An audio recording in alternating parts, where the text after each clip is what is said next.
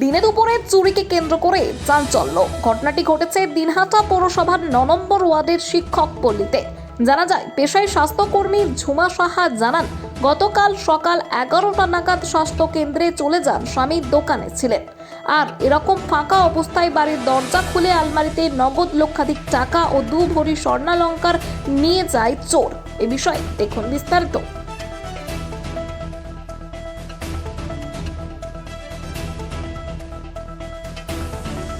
দেখি আমাদের এটা দরজাটা ভাঙা ছিল, তালাটা নিচে নামানো ছিল। তারপর খুলে দেখি সব ঘরে লাইট জ্বলতেছে।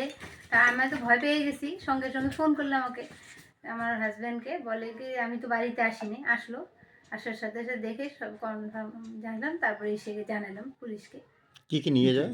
কি কিনেছে? 1.5 লাখ টাকা আর 2.5 ভরির মতো সোনা। আমার বাচ্চারই ছিল, আংটি ছিল আমার বাচ্চার, টিকা বাসু ছিল সোনার, বালা ছিল এক জোড়া সোনার, 10টার মতো আংটি ছিল। থানায় জানিয়েছিলেন? হ্যাঁ, থানিয়ে জানাই। লিখিতভাবে? আপনি বাড়ি থেকে হ্যাঁ। কখন বেরিয়ে গেছিলেন? আমি 11টা 40-এ বাড়ি থেকে বেরোচ্ছি, কখন এসে দেখেন এই ঘটনা? 3টার দিকে। 3টার দিকে। কি নাম আপনার? ঝুমা সাহা, এটা কোন এলাকা? গোসানি রোড, শিক্ষক পল্লী, 9 নম্বর ওয়ার্ড।